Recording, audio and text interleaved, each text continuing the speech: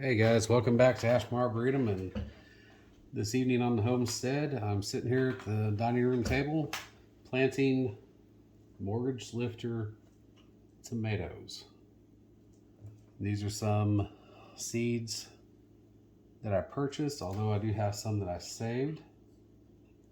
I'm just going to put 2 in each one of these soil blocks here.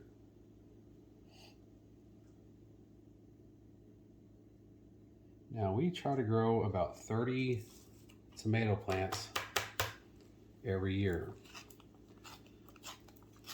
And these mortgage lifters are about 85 days or so to maturity. So I like to get them a little bit of a head start now, because it does take them a little bit to germinate. So I got my seed packet open. You see they don't give you very many in there anymore, but it's okay. I'm gonna go ahead and get these out of my hand and see where I left off.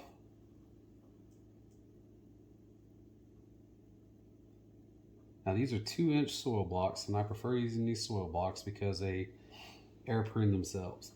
And if you don't know what air pruning is, that means when the roots grow outside of this 2-inch cube of soil, they touch the air and they go ahead and prune themselves off. And that keeps you from getting root-bound plants that can become a problem later on.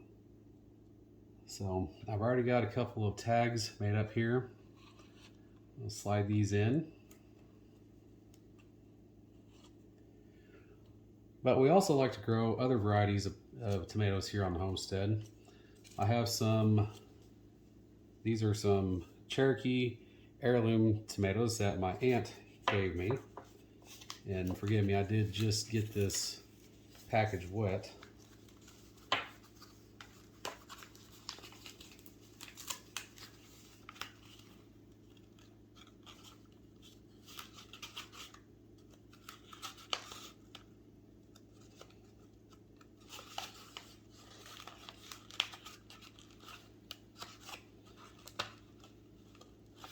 You know what? I'm not going to plant those either.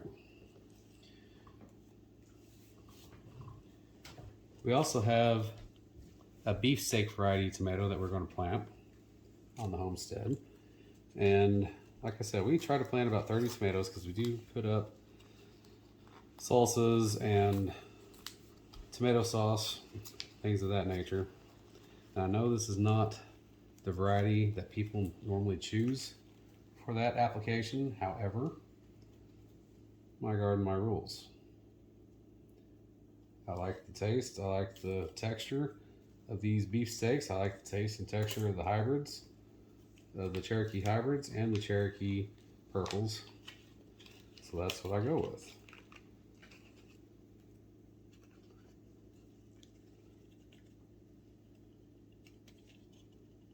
Well, folks, I'm having a little technical difficulty here.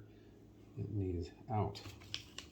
So I'm just gonna open this package all the way.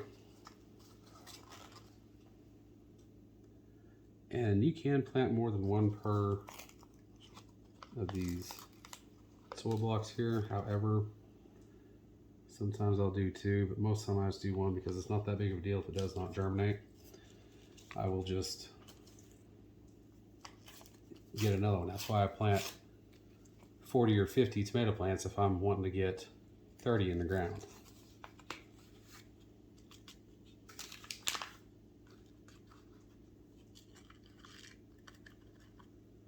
All right, these are an American seed variety of beefsteaks.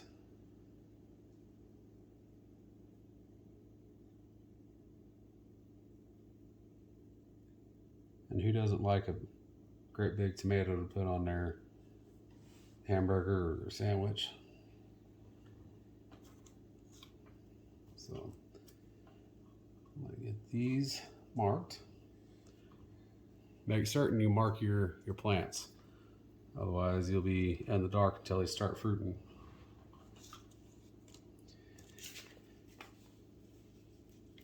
Now I got these Cherokee hybrid tomatoes. These did really well for us last year, and I like the taste. They're not real acidic.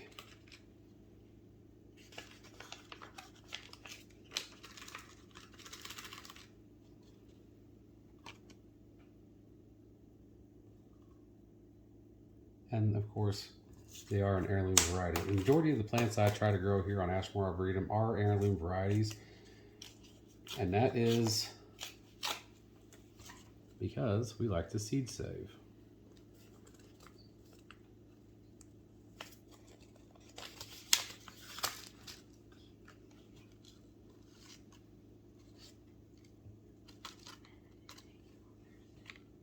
Okay.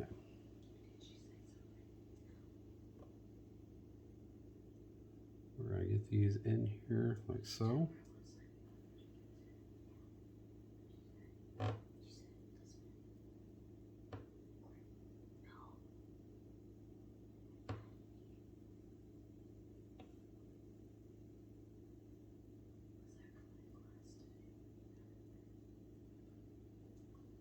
They don't give you as many seeds as they used to, but that's okay.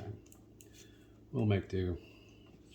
And those are the Cherokee hybrids.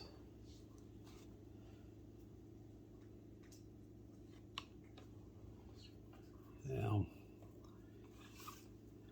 I'm going to go ahead and get this tray filled up, but that's the gist of it. I'm going to take a little bit of our soil here that I mixed up, and I'm just going to put it on top of these little indentations.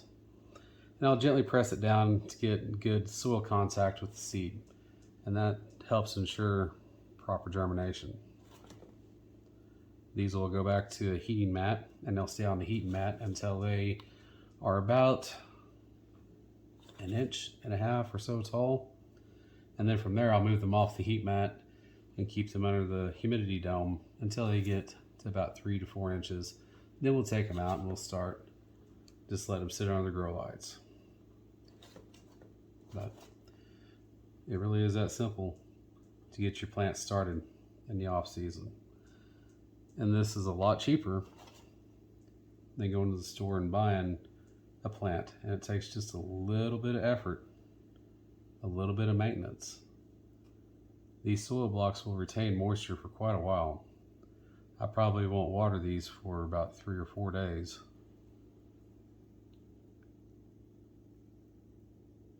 And then when I do water, I'll water from the bottom. And that will help ensure that they don't fall apart and they don't break apart. And then when it comes time to transplant, you just take one of these soil blocks, you take it out of here and you drop it in your hole in the ground in your prepared raised bed or wherever it is you're gardening, and cover it up and you're good to go. So folks, I hope you learned something. If you like this kind of content, please like, share, and subscribe. Again, thanks for watching.